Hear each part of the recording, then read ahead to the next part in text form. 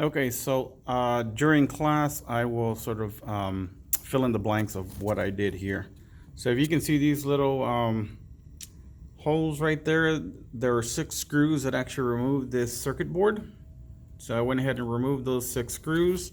I also removed the 2 screws that were actually holding the, where is it, right there? The power receptacle.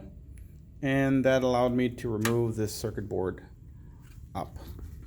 And so this is as far as we're going to go for this class. Now it's just going to be pure inspection.